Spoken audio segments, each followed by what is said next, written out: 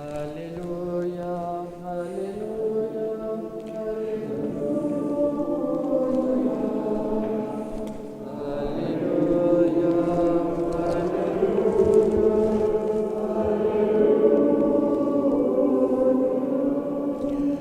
Venez à ma suite, dit le Seigneur, et je vous ferai pêcheurs d'hommes.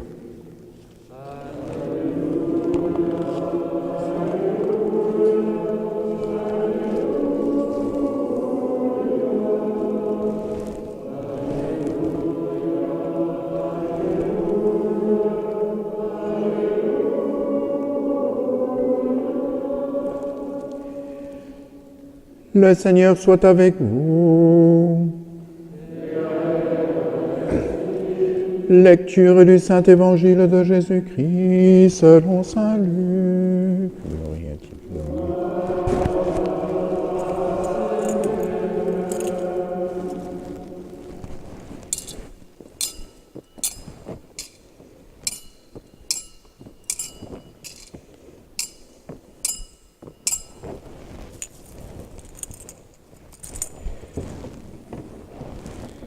En ce temps-là, la foule se pressait autour de Jésus pour écouter la parole de Dieu, tandis qu'il se tenait au bord du lac de Génézareth. Il vit 2 barques qui se trouvaient au bord du lac. Les pêcheurs en étaient descendus et lavaient leurs filets. Jésus monta dans une des barques qui appartenait à Simon, et il lui demanda de s'écarter un peu du rivage. Puis il s'assit et, de la barque, il enseignait les foules. Quand il eut fini de parler, il dit à Simon, « Avance au large et jetez vos filets pour la pêche. » Simon lui répondit, « Maître, nous avons peiné toute la nuit sans rien prendre, mais sur ta parole, je vais jeter les filets. » Et l'ayant fait, ils capturèrent une telle quantité de poissons que leurs filets allaient se déchirer. Ils firent signe à leurs compagnons de l'autre barque de venir les aider. Ceux-ci vinrent, et ils remplirent les 2 barques, à tel point qu'elles enfonçaient. À cette vue, Simon-Pierre tomba aux genoux de Jésus en disant, « Éloigne-toi de moi, Seigneur, car je suis un homme pécheur. » En effet, un grand effroi l'avait saisi, lui et tous ceux qui étaient avec lui, devant la quantité de poissons qu'ils avaient pêchés. Et de même Jacques et Jean, fils de Zébédée, les associés de Simon. Jésus dit à Simon, « Sois sans crainte, désormais ce sont des hommes que tu prendras. » Alors ils ramenèrent les barques au rivage, et laissant tout, ils le suivirent. Acclamons la parole de Dieu.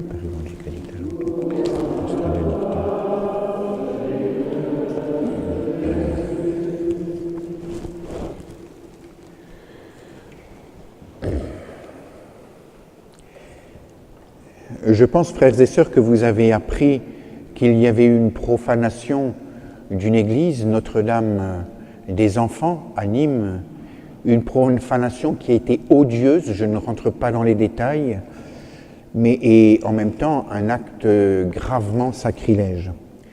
Alors Monseigneur l'évêque a écrit un petit texte qu'il est convenable de lire en chair, ce que je fais donc. La profanation de l'église Notre-Dame des Enfants affecte grandement notre communauté diocésaine.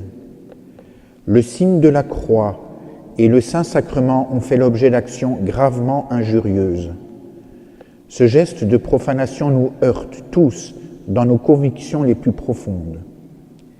Dans ces conditions, le culte ne peut plus être célébré dans cet édifice tant que la profanation n'aura pas été réparée par un rite pénitentiel dont la date n'est pas encore fixée. D'ores et déjà, les carmélites, les cisterciennes et les clarisses du diocèse se sont mises d'accord pour observer une journée de jeûne et d'adoration en réparation des actes de vandalisme. À leur manière, toutes les communautés catholiques sauront s'associer à cette prière de la façon qui leur paraîtra opportune. Voilà le message de Monseigneur. Alors je précise, vous avez remarqué que ces religieuses, ces saintes religieuses faisaient une journée de jeûne et d'adoration. Une journée de jeûne et d'adoration, ça ne veut pas dire juste se priver juste une fois à midi d'un petit truc. C'est une journée de jeûne qu'elles font. Et c'est pas venir adorer le Saint-Sacrement en catimini pendant 5 minutes, c'est une journée d'adoration du Saint-Sacrement. Donc ceci doit nous permettre de saisir à peu près la mesure de ce qu'il faut faire. Pour ma part et pour nos paroisses, j'ai décidé qu'il y aurait une messe de réparation le jeudi 14 février, donc jeudi qui vient, ici dans cette église, à la chapelle du Saint-Sacrement, donc à 9h. Cette messe sera célébrée sous la forme extraordinaire. Puis de 18h30 à 19h30, le Saint-Sacrement sera exposé dans cette église, donc pendant 1 heure, vous pourrez venir l'adorer en réparation des outrages faits au Saint-Sacrement et à l'église. Et ceux qui le désireront pourront se confesser également pendant cette heure-là.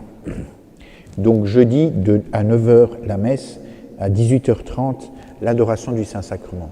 Je précise que pour l'adoration du Saint-Sacrement, notre église sera chauffée.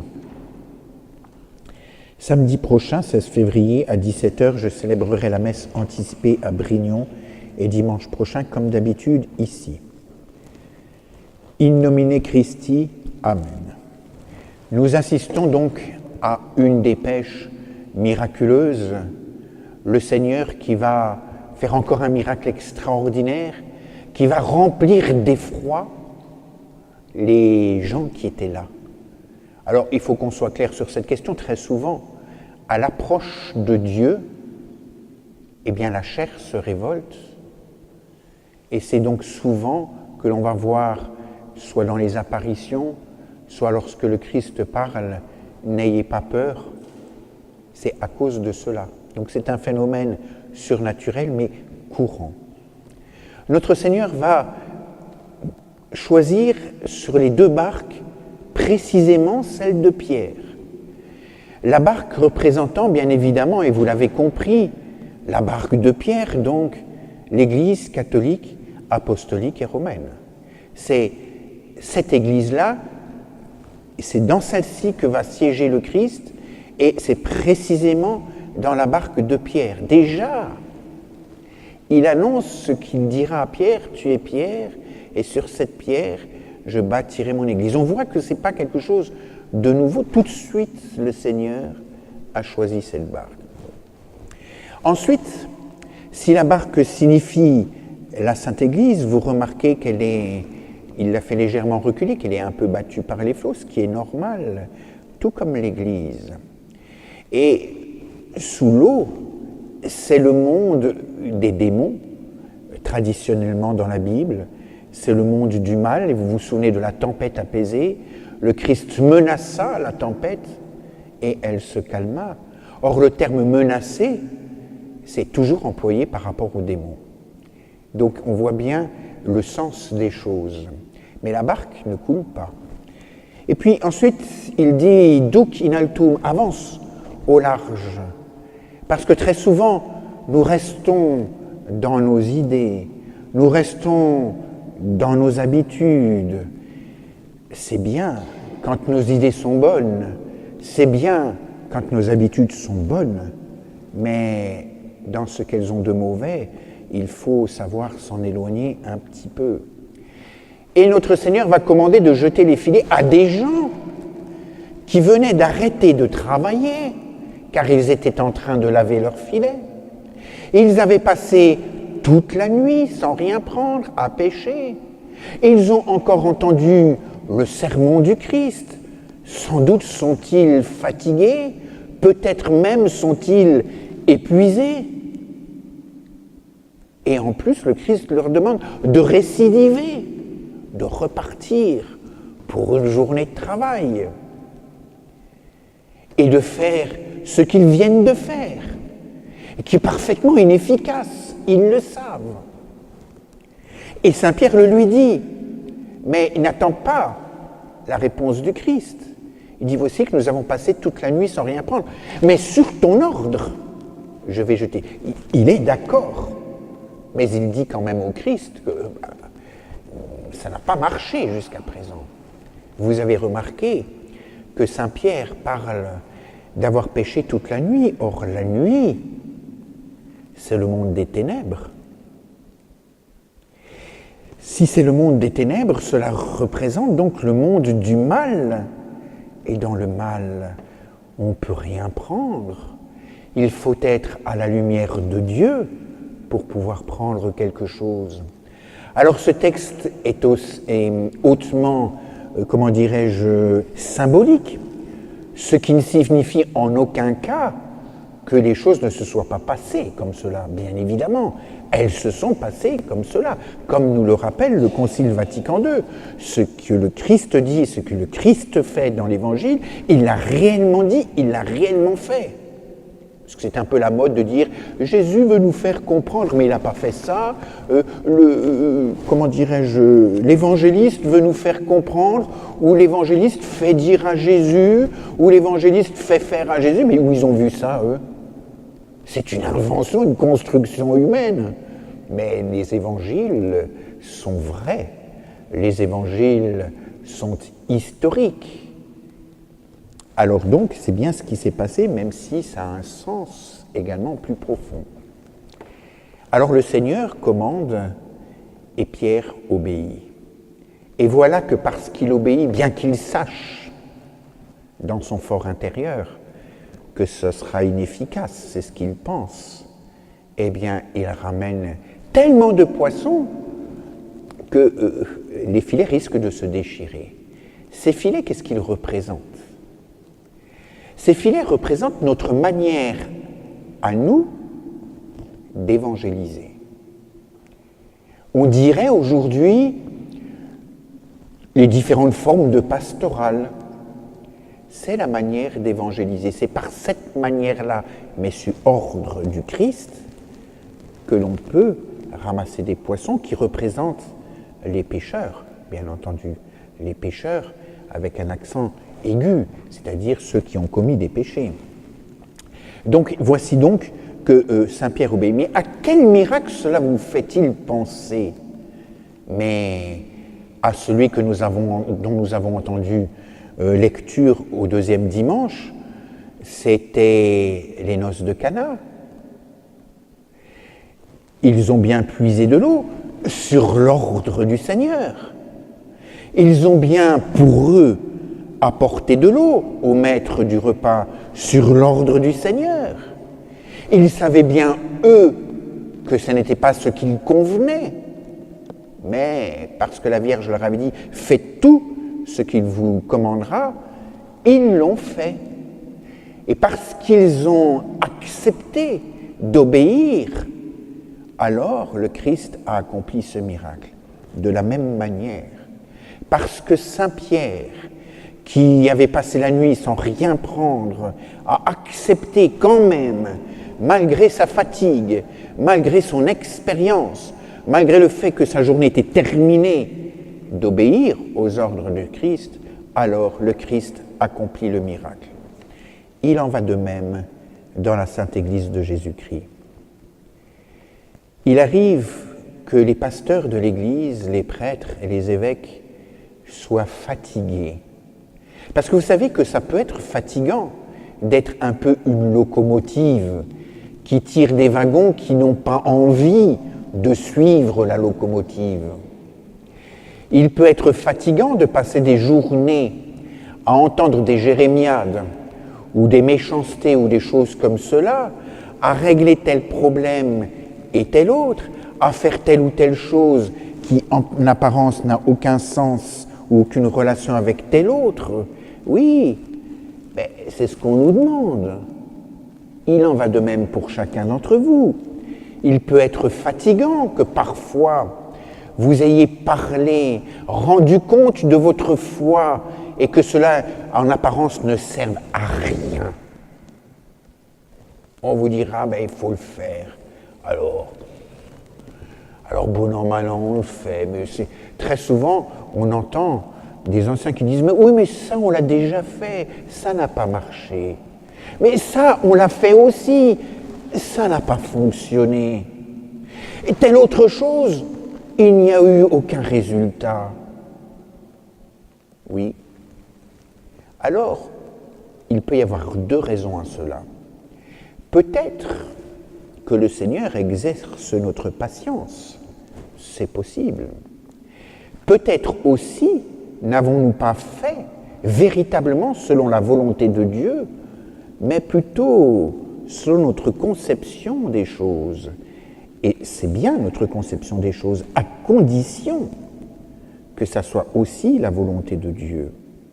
Je prends un exemple concret. L'œcuménisme. Ça fait depuis le Concile Vatican II, grosso modo, qu'on a très souvent ce mot à la bouche, on en parle, etc. Oui, c'est très bien. Il est fort possible que les murs de la séparation ne montent pas jusqu'au ciel. Mais la manière dont on s'y est pris, qui consistait souvent à oublier les choses de la foi pour faire un petit truc un peu sympa entre soi, ne peut pas donner de fruits. De la même manière, lorsque on occulte dans ces réunions œcuméniques de travail et autres, on occulte la vérité catholique, on oublie certains dogmes, nous catholiques, ça ne peut pas porter de fruits. De la même manière, lorsqu'on fait des choses qui ne sont pas autorisées par l'Église, par exemple, faire venir un pasteur dans l'église le dimanche pour prêcher l'évangile, ça n'est pas autorisé. Alors, nous faisons bien des choses, mais ça va heurter certains, qui, au mot d'œcuménisme, attraperont une éruption de boutons, alors que ça peut être une très belle chose. Mais quand on les fait en dépit, autrement, d'une manière qui n'est pas admise par le bon Dieu, et c'est l'Église qui nous le dit, alors on est en train de pécher comme Saint Pierre et ses compagnons toute la nuit et sans rien prendre. Il faut avoir le courage de faire les choses avec Dieu. Or, nous les faisons bien souvent sans lui. Or, il nous dit, sans moi, vous ne pouvez rien faire. Et il nous montre dans cet évangile que c'est lui qui fait tout. Comment ?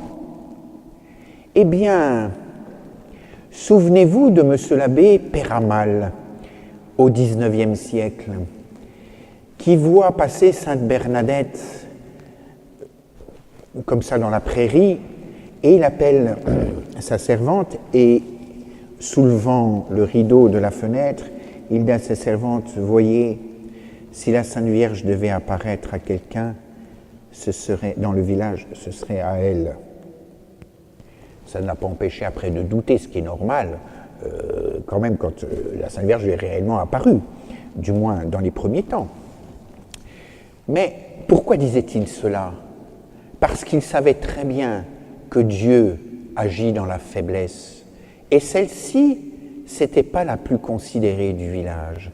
Et celle-ci, ça n'était pas la plus intelligente, selon les critères de la société, du village. Et celle-ci, ça n'était pas la plus instruite. Elle était nulle à l'école, elle était nulle au catéchisme. Mais il fallait bien que l'on sache que pour confondre les sages, les doctes, les intelligents, un petit pouvait le faire parce qu'il était évident que cela venait de Dieu, et c'est exactement ce qui s'est produit. Eh bien, pour Saint Pierre, c'est la même chose. À l'époque du Christ, le Christ aurait pu prendre un tribun, quelqu'un qui parle bien, quelqu'un qui s'exprime bien, quelqu'un qui connaît ses dossiers, qui sait parler aux gens, qui sait les convaincre, qui sait les toucher. Ah, mais peut-être celui-ci aurait-il pensé que si les gens se convertissaient, c'était parce qu'il était doué, alors qu'il faut que ça soit à cause de Dieu. Le Seigneur aurait pu demander à l'empereur d'évangéliser. Mais l'empereur aurait-il pensé que c'était parce qu'il était impuissant, qu'il avait le pouvoir, que les choses réussissaient? Il en aurait certainement tiré quelque orgueil. Alors le Seigneur ne néglige pas l'empereur, le Seigneur ne néglige pas le tribun, le Seigneur ne néglige pas le puissant de ce monde, mais il veut s'exprimer et montrer aux yeux de tous que c'est lui qui agit. Alors il choisit un homme certainement sans grande culture, je n'en sais rien, je ne l'ai pas connu, enfin, il était pêcheur. Il choisit certainement quelqu'un qui ne savait pas très bien s'exprimer. Il choisit quelqu'un qui n'était pas plus courageux que les autres. Quand j'étais au catéchisme, on me disait qu'il était poltron. Oh, oh. Mais c'était normal qu'il ait peur quand il voit qu'on va la manière dont on traite le Christ lors de sa passion. C'était normal qu'il ait peur qu'il lui arrive la même chose. La personne qui me disait ça, je suis sûr qu'elle n'était pas plus téméraire que Saint Pierre. Disons grosso modo, il était peut-être comme tout le monde, pas exceptionnel, oui, mais avec la grâce de Dieu qui se voit là, il a parlé et touché les cœurs, il a prêché et Dieu a converti. Comment dirais-je, il avait peur, enfermé dans le cénacle, il est sorti pour prêcher, et en plus pour prêcher sur le problème, ce Jésus que vous avez crucifié, il est Seigneur et Maître. Il aurait pu être discret sur cette question, parce que non, il le fait. La puissance de Dieu agit dans la faiblesse, si et seulement si nous nous laissons faire par la grâce divine. Alors voyez-vous, cet évangile nous redit la même chose que le deuxième dimanche du temps ordinaire. Il faut que vous donniez ce que vous avez. Vous avez juste ça, donnez juste ça, mais donnez-le. Si vous vous dites non, moi je ne sais pas parler, moi je ne sais pas convaincre, etc., mais effectivement vous ne feriez rien. Alors il s'agit pour nous de nous mettre à l'école précisément de Saint-Pierre et nous dire, je vais faire en ce que je sais, mais je vais faire. Et même si je trouve que ça ne sert à rien, je le fais parce que le Christ me le demande. Et qu'est-ce qu'il vous demande? Vous le savez bien, c'est d'aller dans le monde entier, de faire des disciples, etc. Aujourd'hui, dans la mentalité du siècle, on voudrait un peu que l'Église se transforme en une espèce d'ONG, n'est-ce pas, qui s'occupe des malades, qui, alphabétise les foules, qui nourrissent... C'est très bien tout cela, il faut le faire. Mais l'Église est là d'abord pour le salut éternel, pour conduire les hommes vers Dieu, pour faire que ces hommes soient sauvés, pour rendre témoignage à la vérité en combattant l'erreur et le mensonge. Et ça, nous ne le faisons plus. Alors nous croyons être bien vus dans le monde parce que nous occupons de mille et une choses. Je pense par exemple, il faut sauver la planète. Vous savez qu'il y a quelque temps, j'avais reçu un courrier me disant que ma paroisse pouvait avoir le label de paroisse verte. Alors si nous faisions en paroisse, je ne sais quel tri, je ne me souviens plus des détails, complètement farfelus, nous avions droit à mettre une espèce de petite pastille verte sur la porte de l'église, parce que c'est une paroisse verte, la belle affaire. Mais moi je ne cherche pas à être une paroisse verte, je cherche à être une paroisse, avoir une paroisse qui conduise les âmes qui lui sont confiées jusqu'au bon Dieu. Le reste, c'est les choses du monde, mais pas les miennes. Je puis y participer, mais je ne vais pas demander ma petite étiquette et faire attention qu'on ait bien fait comme ci, comme ça. Ça n'est pas mon rôle, ça n'est pas ma fonction, ça n'est pas ma vocation. Alors nous nous dispersons dans un tas de petites choses qui peuvent être bien, mais qui sont accessoires Et nous oublions l'essentiel. Comment est fait le catéchisme? Qui va au catéchisme? Que faisons-nous pour que la jeunesse qui a déserté nos églises retourne dans nos églises? Que faisons-nous pour combattre le mensonge? Que faisons-nous, et le prince du mensonge par la même occasion, que faisons-nous pour combattre l'erreur? Que faisons-nous pour combattre l'hérésie? Que faisons-nous pour connaître la vérité? Que faisons-nous pour adhérer à la vérité? Que faisons-nous pour appartenir à la vérité qui est Jésus-Christ? Pas grand-chose. Et pour le voisin, que faisons-nous dans ce... Pas grand-chose. Alors ça peut être par couardise. C'est pas bien, c'est un péché. Ça peut être aussi parce qu'on n'a pas envie. C'est pas bien, c'est un péché. Ça peut être parce qu'on ne se sent pas capable. Alors on sait, avec les noces de Cana et cet évangile, que ça n'a aucune espèce d'importance. Précisément, si Jésus n'a pas choisi l'empereur, ou qui aurait pu penser que c'était par sa puissance qu'il faisait les choses, c'est parce que ça ne n'est pas par sa puissance qu'il les fera. S'il n'a pas choisi un tribun qui aurait pu, parce que c'est par sa, comment dirais-je, son métier pour parler aux gens qu'il avait converti, le Seigneur voulait bien dire non, c'est pas ton métier, c'est pas ça qui va jouer, c'est ma grâce. Alors que chacun s'y mette, tout simplement, au service du Seigneur, au service de l'évangélisation, au service de la Sainte Église de Jésus-Christ, à laquelle vous appartenez, dans laquelle vous avez été plongé par le baptême.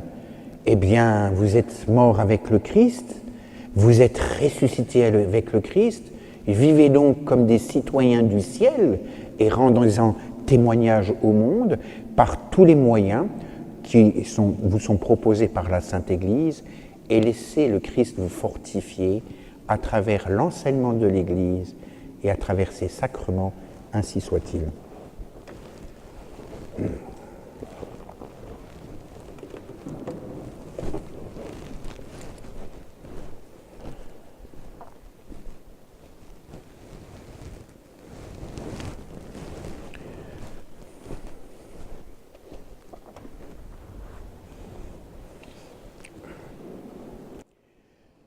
Credo in unum Deum.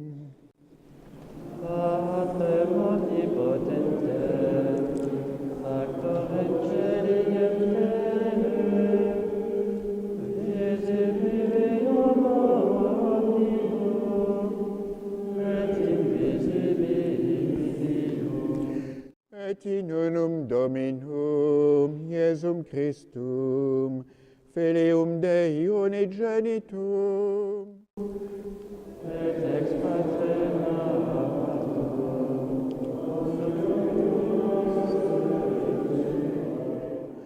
Deum de Deo, lumen de lumine, Deum verum de Deo verum.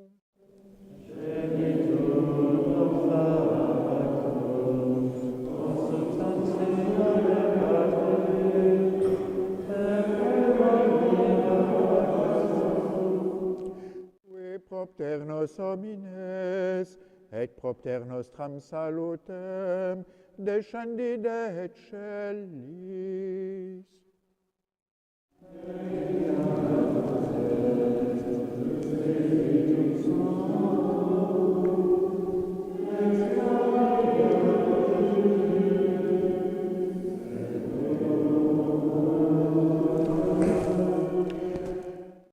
Crucifixus et siam pro nobis, sub Pontio Pilato, passus et sepultus est.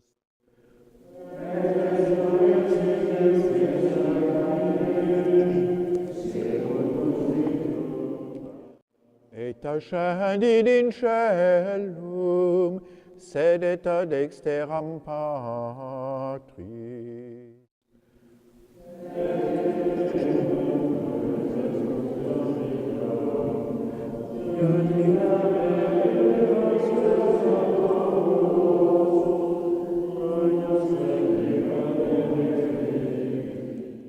Et in Spiritum Sanctum Dominum, et vivificantem, qui ex Patre Filioque procedit.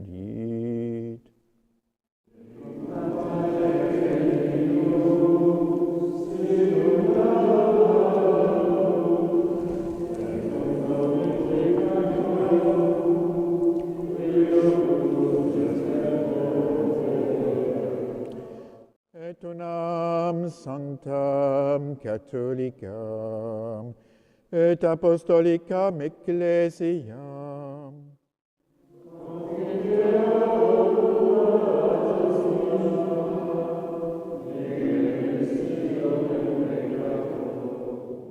et expecto resurrectionem mortuorum